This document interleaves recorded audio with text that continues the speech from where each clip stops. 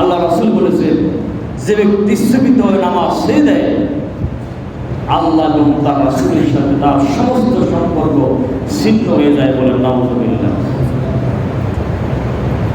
আল্লাহর সাথে রাসূলের সাথে তার সম্পর্ক থাকে না।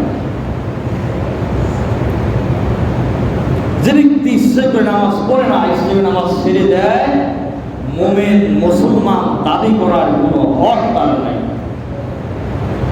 মুসলমান দাবি করার কোনো হক তার নাই। আজকে সমাজ ব্যবস্থা এমন হয়ে গেছে, মসজিদ ঘর আল্লাহর ঘর, মসজিদ ঘরের সভাপতি, সেক্রেটারি, কেশিয়ার, মসজিদ কমিটির সদস্য এমন করে পায় যারা মসজিদ থেকে আসার করে না। ঠিক কিনা বলেন? অথচ ইমাম তারা নামাজ দাঁড়াই করে মসজিদের কমিটি, এটা ঘোষণা কার?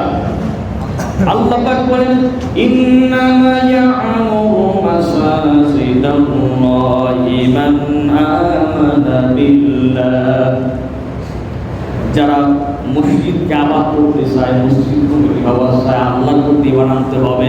ওয়া আকামুস সালাত ওয়া আতাউজ যাকাত। আল্লাহ পাক বলেন তারা নামাজ আদায় করবে, যাকাত দিবে। আল্লাহর প্রতি পরিপূর্ণ বিশ্বাসী যারা হবে, নামাজ আদায় যারা করবে, যাকাত আদায় যারা করবে, তারাই মসজিদ কমিটি হবে। বলেন সুবহানাল্লাহ। ঘোষণাকার আল্লাহ ঘোষণা। কিন্তু এখন মসজিদগুলো হয়, বেনামাজিগুলোকে দেওয়া হয় মসজিদ কমিটি। ঠিক কিনা বলেন? যারা মসজিদে আসে না তারা মসজিদের ভালো মন্দ বুঝবে নাকি?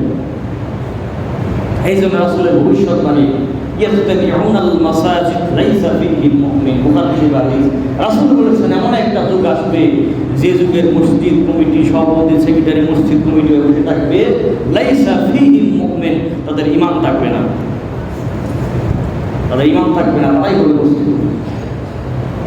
রাসূলের ভবিষ্যৎবাণী। সম্মানিত হাজিরিন, এই জন্য সমাজবাসীর দায়িত্ব হচ্ছে, কর্তব্য হচ্ছে, যখন মসজিদ কমিটি নির্বাচন করা হয় তখন সমাজের মধ্যে সবচেয়ে নামাজি লোকদেরকে মসজিদ কমিটি বানানো উচিত। ঠিক কিনা বলেন?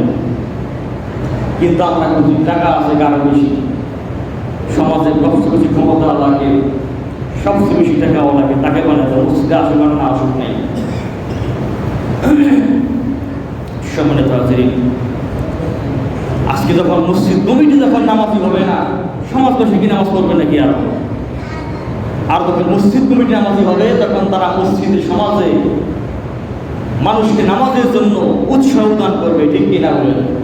নিজেরাই পড়ি না, নিজেই নামাজ পড়ি না, মানুষকে বলতে পারবো আমি নামাজ পড়েন, নিজে বললে তো বলতে পারবো।